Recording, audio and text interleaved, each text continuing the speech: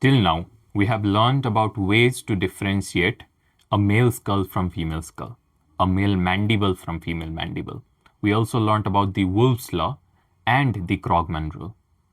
Now we are going to learn about such a bony structure which holds the highest percentage or accuracy of sexing as per Krogman rule, that is around 95%. And that structure is the human pelvis.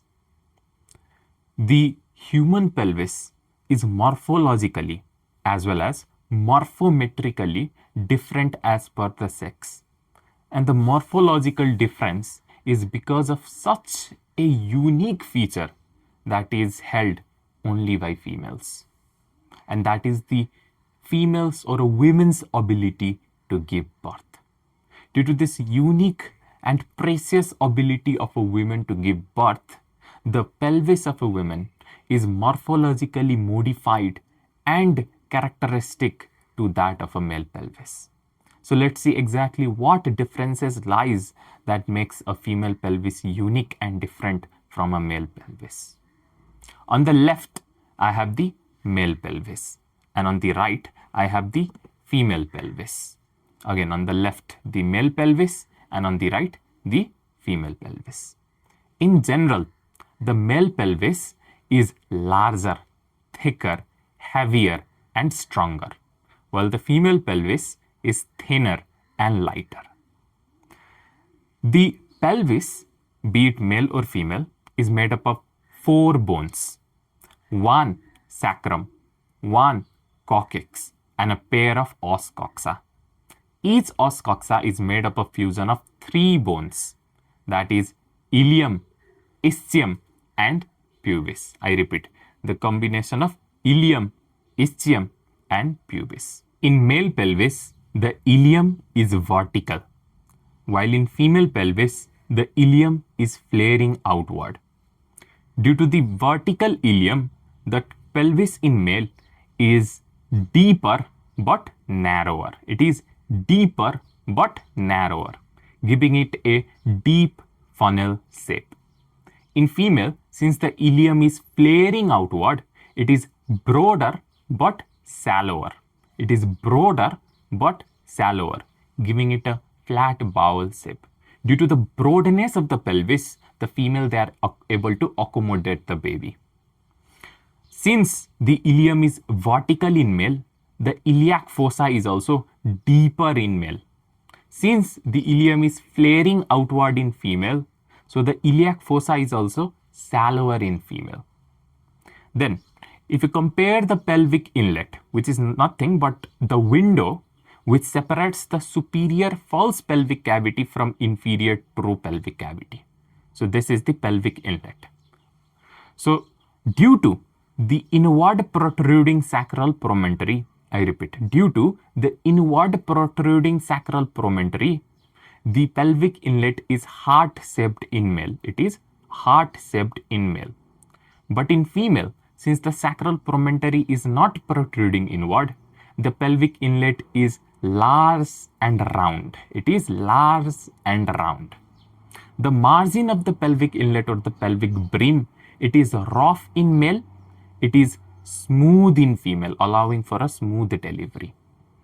Below the pelvic inlet lies the true pelvic cavity.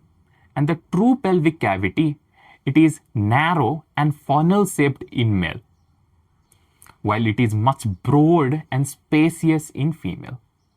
Then if you look at the pelvic outlet, it is narrow in male and it is obstructed by the sacrum. While the pelvic outlet in female, it is broad and not obstructed by the sacrum. All these features allow or provide a female with the capacity to accommodate and deliver a baby.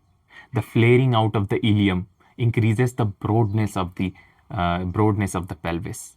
The broad pelvic cavity allows for easy delivery. The smooth pelvic rim allows for smooth delivery. The broad pelvic outlet and the spacious true pelvic cavity, they all allow for the delivery of the baby. But then there are more supporting features. Let's look at those features. Just below the pubic symphysis is the subpubic angle. In male, this subpubic angle is inverted V-shaped. In female, it is inverted U-shaped and much more broader. Then the obturator foramen. The obturator foramen is oval in male. It is triangular in female, with the apex of the triangle facing the midline. The acetabulum is laterally facing in male. It is anterolaterally facing in female. Then if you look at the pubis, the body of the pubis is a triangular shaped. It is triangular shaped. While in male, the body of the pubis is much broader and quadrilateral or rectangular. Then the ischial tuberosity, that is where you sit on while sitting. So the ischial tuberosity is inverted, inwardly curved, inverted in male, but everted in female. Again, this everted ischial tuberosity does not obstruct the outflow or the expulsion of the baby during delivery. Then we have such a morphological feature that holds the maximum importance while differentiating male pelvis from female pelvis.